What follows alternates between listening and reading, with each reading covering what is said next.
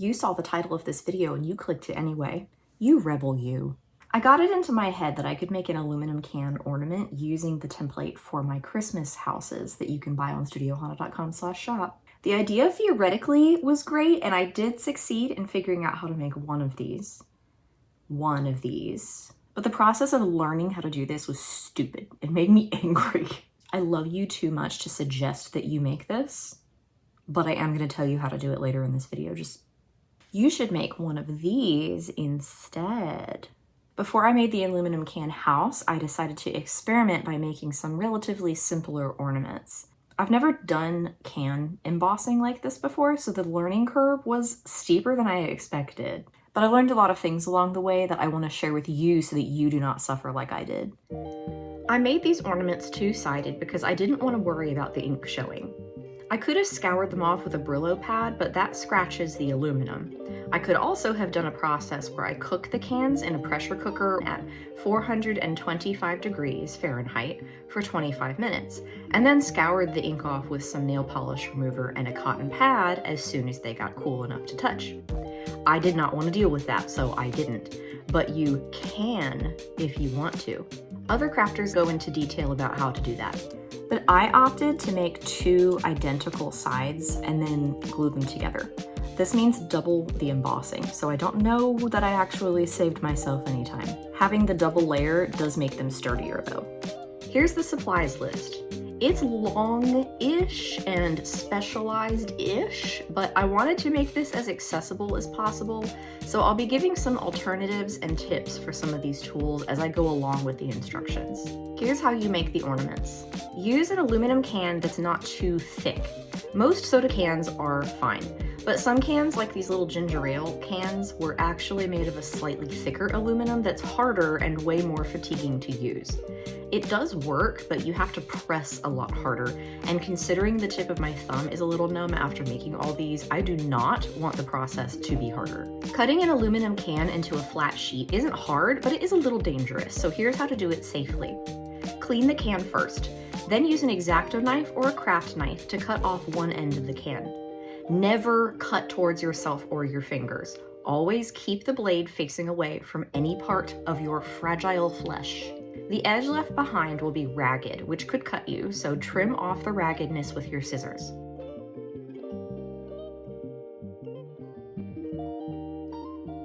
Use your scissors to cut down the side of the can, and it doesn't matter where, but I usually follow this line where the printing meets together, and then trim off the bottom of the can.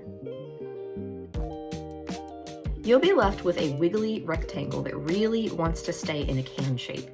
You can gently pull it down the edge of the table like this to kind of encourage it to bend the opposite direction, like an aluminum can chiropractor, if you will. It'll become relatively flat, at least flat enough to work with. If you go too far, flip it over and encourage it back the other way.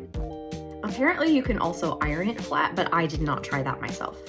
Next, you have to have a tool for embossing that's made of metal and has a very rounded tip. If it's too soft, like this plastic handle, it will not work. If it's too pointy and sharp, it will just scratch the metal. I happen to have some metal dotting tools used for making dot art or nail art, so I used those, and they were pretty ideal. If you don't have those, you can use the tip of a ballpoint pen. Don't use one you love, because while my pen was fine at the end of this process, there is a chance it could get damaged. Any ink that gets onto the aluminum can be very easily cleaned off with isopropyl alcohol or nail polish remover later on. I found that I preferred a larger tip for most of the work, but a smaller tip for super tiny details. You can freehand things, or you can use a Sharpie marker to draw out your design. At the very least, draw out the final shape for your ornament so you know what you'll eventually be cutting off. Using a template really helps. It is easier to emboss first and cut later rather than cutting it out and then embossing the shape, I found. The Sharpie comes off super easily with some isopropyl alcohol or fingernail polish, and you can even erase things when you mess up your drawing. Just make sure you wait until it's totally dried off before using your marker again. I highly recommend using shapes that don't have interior curves. Circles, squares, and other basic shapes are pretty easy to cut out.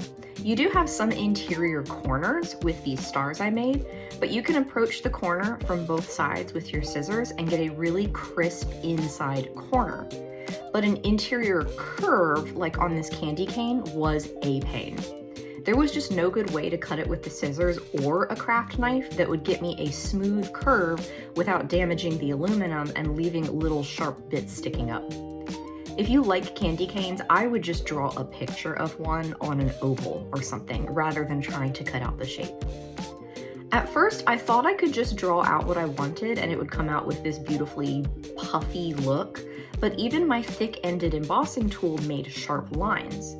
After some trial and error, I realized to get that puffy look that I like in tin ornaments, you have to do a two-step process. First, from the back of your piece, draw the reverse image of what you want to draw. So if you're writing something, you have to write it backwards so it will come out the correct way on the front of the ornament. You then have to turn it over and trace around the edges of the lines you just drew. What this does is create a ridge that's surrounded by valleys, giving it a thicker, puffy outy look. You can use this for lines or for filled-in shapes. I also created some dots by making a tiny circle and then drawing around them. They look kind of like rivets. If you're intimidated by drawing something in reverse, you can draw it out on the front of the aluminum first and then flip it over and draw over it again so the ridges go the direction that they need to go. Until you get the hang of this, don't do anything more complicated than simple lines or little filled-in shapes, like the leaves that I did on these stars. Everything you emboss will warp the aluminum a little bit, and the more you emboss, the more warped it will get, which can be annoying when you're gluing the sides together. But I do encourage you to use a scrap of aluminum if you want to experiment. And I do encourage you to experiment.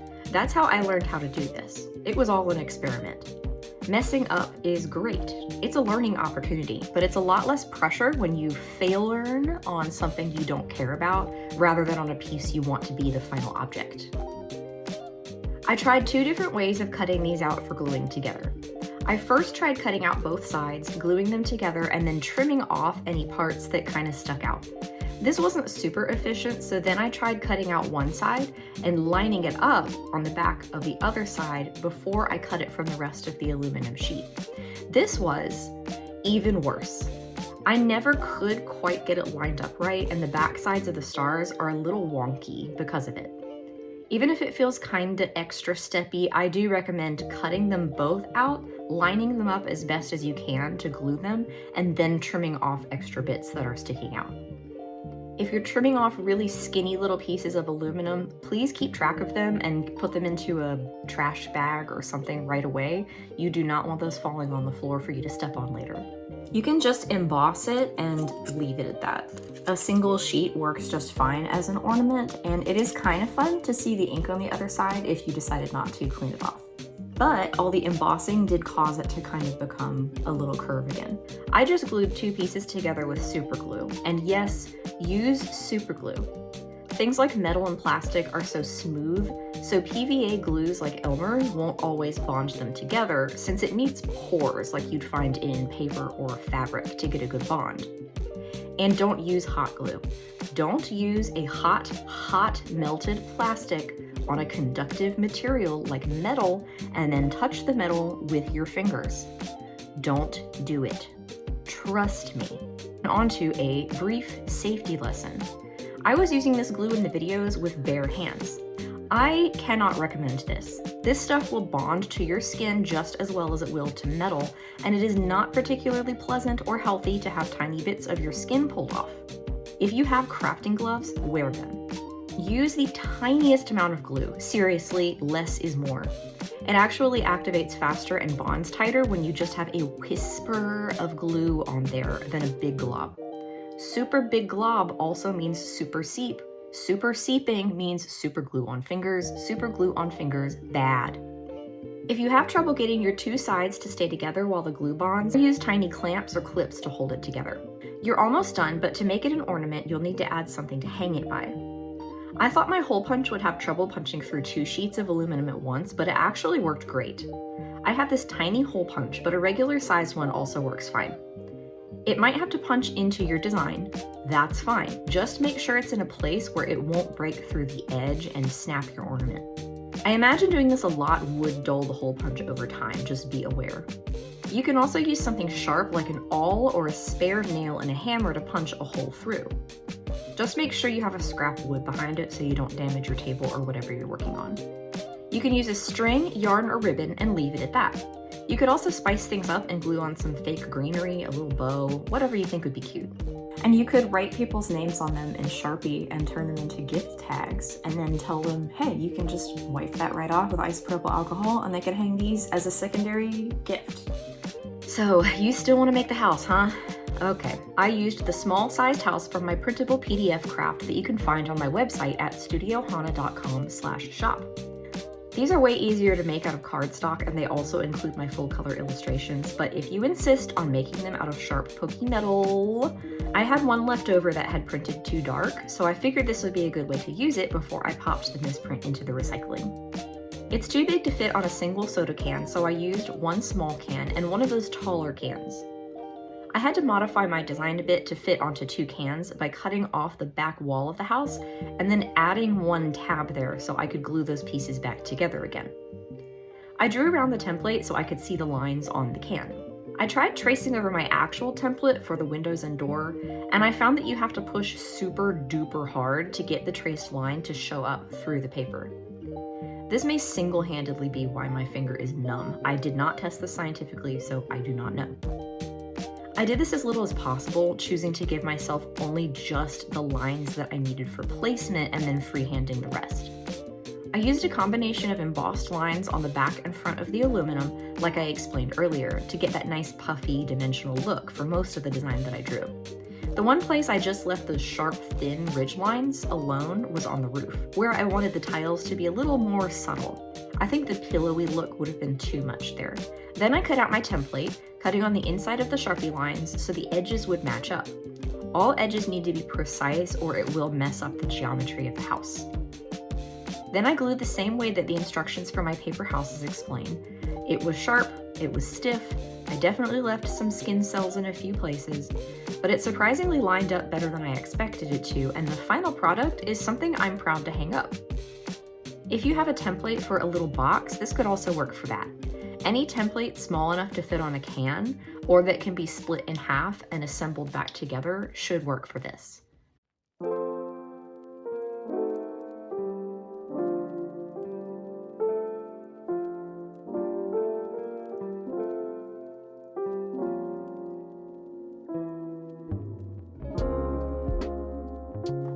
I never want to make one of these again, but I probably will. It turned out really cute, and I think these would make really good gifts. Skin cells excluded. I will wear gloves next time. I definitely have a way higher appreciation for aluminum can artwork now than I did when I first started this craft, because I've seen people make things out of aluminum cans at art fairs and things before, and I always thought they were really cute, but I kind of assumed that it was like working with paper, only like a little bit stiffer and definitely shinier. It is not like working with paper. So now when I see aluminum can artwork at craft fairs, I will understand and appreciate how much work actually goes into making these. That's one reason why I really like to try new crafts. Learning how to do things myself kind of gives me a lot of extra respect for the people who have mastered these things. And I think that's kind of magical. I know this was kind of a weird craft with the long supplies list and the danger of bodily harm. So if you want to try some ornaments that are super easy and only require things that you probably already have lying around your office, check out this video. And I will see you in the next one.